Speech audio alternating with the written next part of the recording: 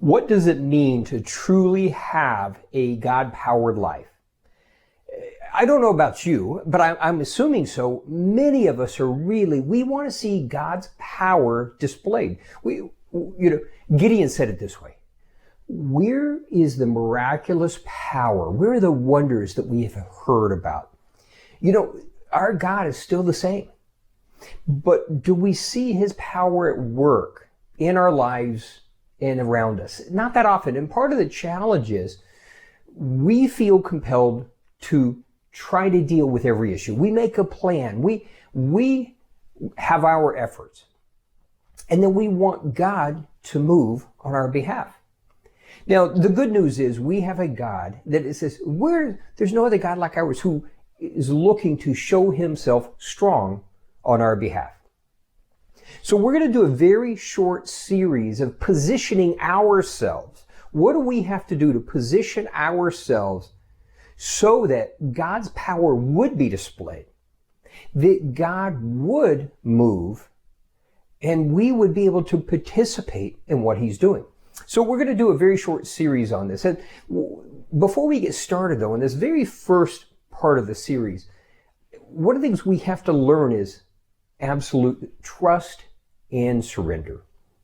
Now, before we go into that, though, remember, absolutely, no matter what we face, good or bad in life, always the number one priority is always that God would be glorified.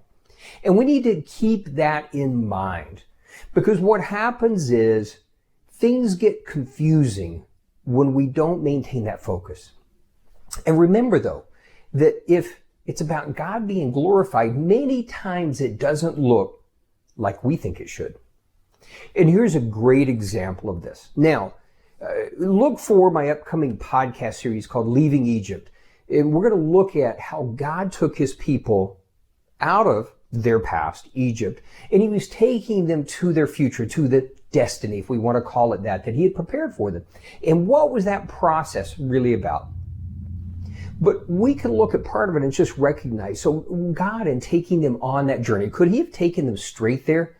Yes, but before he could do the amazing for them, before he could do the amazing in and through them, he had to first teach them to completely trust him. And so what do we see? We see him taking them the long way, through the desert, taking them to places there was no water. Yet the Lord led them there to where there was no water. He led them places where there was no food so they could learn to trust him. But in the process of learning to trust, because we feel like, oh Lord, yeah, we trust you. We need to get to a place of total surrender. I need to be in a place, you need to be in a place of total surrender where, God, I absolutely am dependent on your power. And we're going to see that in this story. So again, God has taken his people out of Egypt, out of their bondage, out of their past, and he's taking them to this great, amazing future that he has for them. And it says, actually, it's kind of cool, we got to really get into the mindset. Think about it. So God has made this promise. He's done these amazing signs. And now the Egyptians saying, please leave. And God tells his people, hey, go ask them for gifts. So they plundered the Egyptians. They went out with great wealth. So picture this. What are we perceiving? We're seeing, okay, God, you've taken us out of this painful past. You've promised this amazing future. You've given us all these blessings. We think we've got it figured out. And it says they went out with great rejoicing, but then it turned to fear. Why? They come to the Red Sea. And now Pharaoh is pursuing them. It didn't look like what they thought it should look like. The circumstances didn't look like they perceived it would. But remember, the number one priority is always that God would be glorified. And so what happens? God actually spoke to Moses and told him, I did this.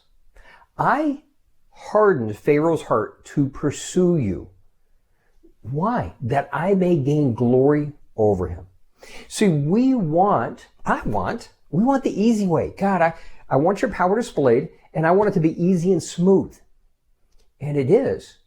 when we learn to trust, even when it looks scary, even when we don't understand. See, God was going to be glorified. And what did he do? He did the amazing. He did the miraculous. See, for us to be in a place where God's going to do the miraculous, we've got to be in that place of need for him to do the miraculous. And so he parted the Red Sea. You know the story. They went through on dry land and he wiped out their enemies. And in the process, God was teaching them, look, I've got it handled. Even when circumstances don't look like you think they should. Even when it's scary, learn to trust me. Surrender to my plan. If you'll surrender to my plan, I'm going to take care of everything. And I'm going to take you to this bright, amazing future that you have. We live in a time when we need God's power displayed more than ever. And we feel compelled to try to do something about it. And we're going to talk about that a little bit more in the next episode. But we feel compelled to help God out. But what we can create is a pale imitation to what he is going to do. But first, we have to learn to trust. We have to learn to surrender and just seek him. You know, a friend of mine, Memos in Athens, loved this guy. And he said it so well. And if this doesn't challenge you and I, we haven't heard it well.